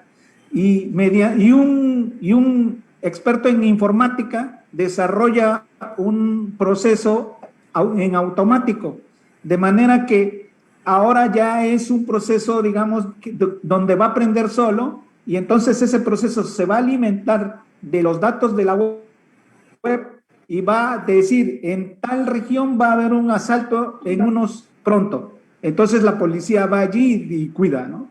Eso es, digamos, lo que hacia dónde vamos nosotros. Yo creo que es urgente. O sea, en la medida, como lo dijo el doctor Carlos Antonio, en la medida que nosotros nos organicemos. De hecho, ahora cada país va a salir adelante dependiendo de su talento. Decía el director de la Apple, Tim Cook, que es el que sustituyó a Steve Jobs, si yo pudiera dirigir un país, acapararía todo el talento del mundo. O sea, realmente para resolver problemas y automatizarlos. Ese es hacia donde debemos transitar. Y ya se planteó en el Foro Económico Mundial ahora en diciembre. Y ese va a ser, digamos, la base para reestructurar la economía mundial. Eso está clarísimo. Entonces, ahora lo que tenemos que hacer es, en cada país, en cada estado, debe plantear esto que está preguntando el doctor Rosario Alfonso. O sea, es viable, es lo que se necesita. Alguien lo tiene que hacer, alguien tiene que comenzar. Yo recuerdo que antes en la Cámara de Diputados había una comisión de ciencia y tecnología, no sé si exista, y esa es la que buscaba fondos entre las fundaciones o entre las empresas para precisamente llevar a cabo este tipo de actividades. Entonces, si no lo hay, algo hay que hacer, es el momento de hacerlo. Yo creo que sí. Es más, si alguien lo organiza, yo me apunto. Excelente, doctor. Muchas gracias. Amable. Doctor Jorge Elías, entiendo que quiere hacer unas reflexiones finales. A ver, si ahora sí me escucha, ¿verdad? Ahora sí. Sí, yo quiero hacer una reflexión final. Primero, estoy totalmente de acuerdo con el doctor Carlos Antonio Mejía Gómez, de que para todo se requiere dinero. Eso es definitivamente, no lo podemos negar. Pero también puedo comentar de que si lo que hemos visto con la actual administración federal, el reorganizar, o el doctor Carlos usó una palabra que dijo aumentar la calidad del gasto, creo que así le llamó. Ok. Pues eso creo que en aumentar la calidad del gasto está también en saber reorientar. Yo creo que las propuestas que yo hacía en educación de los niños, sobre todo, pues ahí al maestro se le paga y no más reorientarlo. Yo creo que el gasto sigue siendo el mismo, pero va a aumentar la calidad. El maestro de educación física va a dar las mismas horas, nada más que en otro horario. La educación, regreso a las políticas de los desayunos escolares, se consume lo que está alrededor de ahí, es nada más saber consumir lo que tenemos que tener ahí. La hoja de chaya, no necesitamos comprar verduras en Chedraui, ¿sí? Entonces, hay cosas que sí se puede aumentar la calidad del gasto con lo mismo o con lo que tenemos ahí, y se puede mejorar muchísimo. La reflexión es la siguiente. ¿Qué nos deja el COVID después de un año en Tabasco y en cualquier parte del mundo? Una oportunidad de aprendizaje. Eso es lo que nos deja. Esa reflexión que decía el doctor Carlos Antonio Mejía, de esta persona de española, pues lo hemos visto en todos lados también, quizás esa oportunidad de aprendizaje. Por ejemplo, ¿cuál es una buena promoción de la salud pública? Definitivamente, con el mismo dinero que se ha tenido siempre.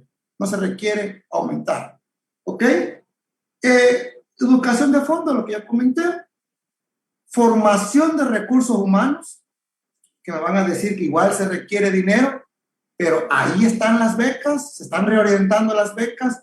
El doctor Lucas y un servidor, bueno, yo en particular, un servidor, soy producto de las becas CONACYT, ¿sí?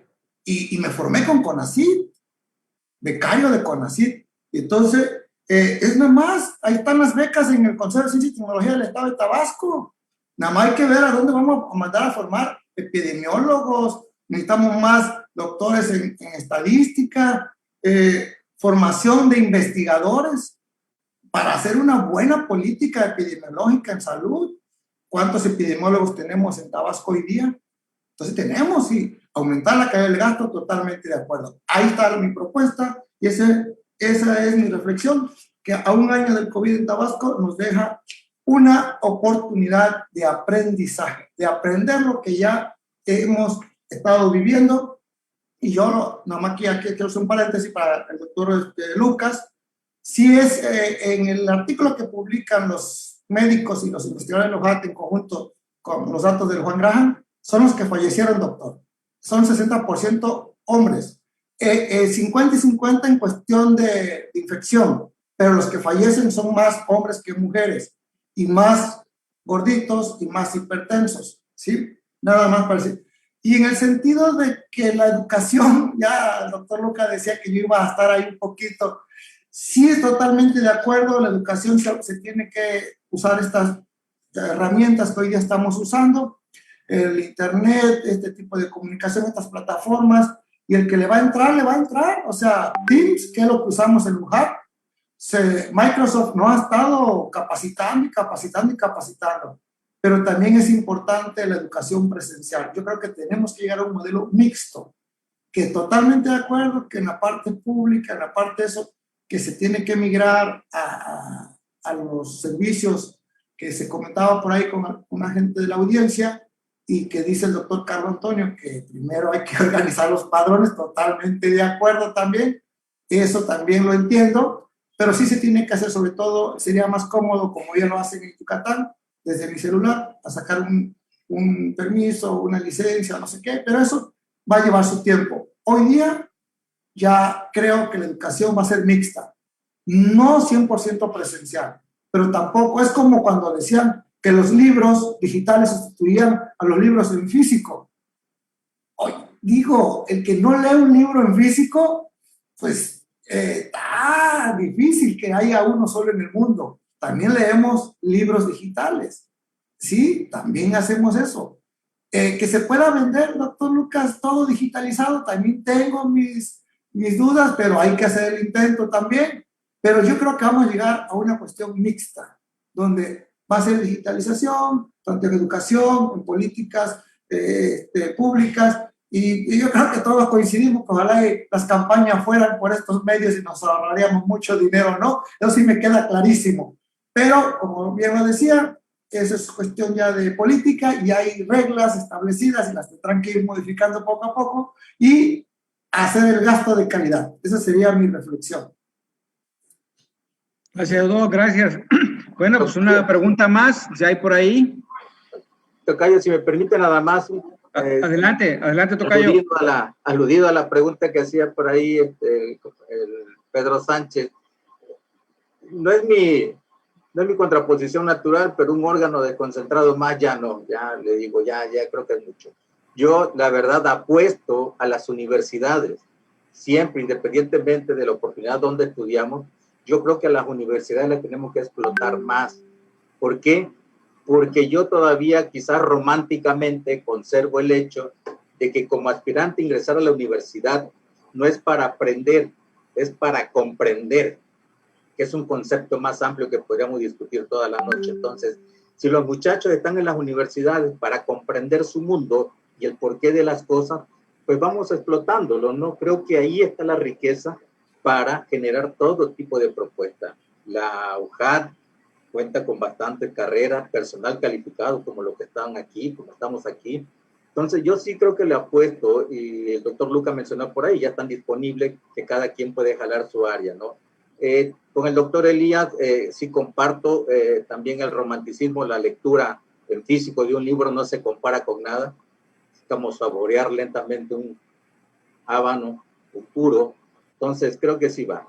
yo creo que hay actividades que sí están enfocadas 100% para ser digitalizadas, otras que quizás no. Si digitalizamos todo, como decía el doctor Luca, bueno, creo que nos quedará tiempo para el esparcimiento y la recreación. En lo personal, el esparcimiento para mí es la lectura de un buen libro, ¿no? En físico, disfrutarlo y saborearlo. Doctor, si me disculpa, un comentario final. Si me permite. Por favor. Sí, gracias, doctor. Gracias, compañeros. He escuchado con atención la respuesta del doctor Lucas, el comentario del doctor Carlos Antonio.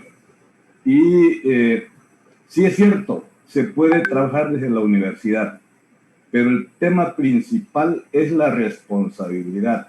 Alguien tiene que tomar la responsabilidad y debe ser una política pública dirigida desde el poder público para que tenga éxito, porque la idea como tal es muy buena, académicamente muy buena, pero falta aterrizarla y llevarla a la práctica, y no puede andar una política pública en manos de los académicos nada más.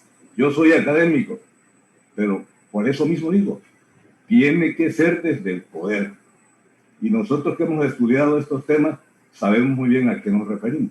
Si hay un responsable, habrá quien responda por las cosas positivas que se hagan, y nos habrá ver si hay desviaciones con respecto a la política pública del Estado. Si no, iremos en vías diferentes. Yo pienso en lo personal, humildemente, que debemos valorar eso. Pero agradezco mucho la respuesta, me quedo con ellas y la reflexión. Muchas gracias, maestro Flores. Gracias, Pedro. ¿Alguien más? ¿Alguien más por ahí que se anime? Sí, buenas noches. Bueno, ya hablaron, creo que ya han tocado casi todo, muchas causas que está tocando ahorita la pandemia, ¿va? Todo ese salto a la tecnología de forma prematura, esa transición hacia una nueva realidad, ¿no? Bueno, las empresas ahorita realmente se están en este proceso. Yo creo que ahorita la nueva realidad está forzando a que el trabajo sea ágil y que esté orientado a logros. Realmente por ahí apoyado en la tecnología. Pero igual aquí, como han comentado, yo creo que sí, de la punta de lanza o la batuta del gobierno, las políticas públicas deberían de reorientarse y bueno, no sé, me gustaría saber si realmente hay un plan como tal de reactivación hacia esta nueva realidad donde se pueda converger todos estos o se van a considerar todos estos puntos de vista resultantes de esta charla, que ha sido muy interesante. Perfecto, gracias, Tocayo, Francisco, perdón. Bueno, demos oportunidad una más, ¿no? Si hay alguien por ahí, ¿no? Estamos en oferta, en la última pregunta. Encantado de recibirla.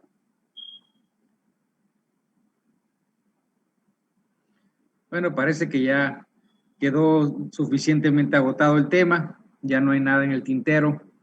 Pues yo quiero agradecer, ¿no? Primero a los tres grandes amigos, al doctor Lucas, al doctor Carlos Mejía y al doctor Jorge Elías, agradecerle, ¿no? Su tiempo, su conocimiento, su aportación a este conversatorio. Yo creo que deja grandes conocimientos, ¿no? De los retos hacia adelante que necesitamos resolver desde las finanzas, pero bueno, tenemos ayuda desde la medicina, biología, desde las matemáticas. Yo creo que hoy las políticas públicas se hacen en base a evidencia y yo creo que los números hoy se pueden obtener. En la época de que nosotros éramos estudiantes casi no había números, casi no había datos. Conseguir 30 datos ya era un éxito, ya podíamos hacer cosas interesantes. Hoy yo creo que con ciencia de datos, además, tenemos instrumentos para poder hacer diseño de políticas públicas interesantes. Pero bueno, yo quiero agradecerles otra vez a los tres expositores, a los compañeros que estuvieron aquí en este conversatorio. Y bueno, ya iremos, espero que me acepten alguna otra invitación para que pudiéramos profundizar en temas relevantes, ¿no? Desde la acción pública. Entonces, si no hay nadie más ahí, yo doy por terminado este conversatorio y un saludo a todos. Gracias, doctor. Bueno, pues. Gracias, saludos a todos, buenas noches. Gracias. Saludos a todos. Igualmente, Buenas noches. Gracias. Buenas noches. Hasta luego.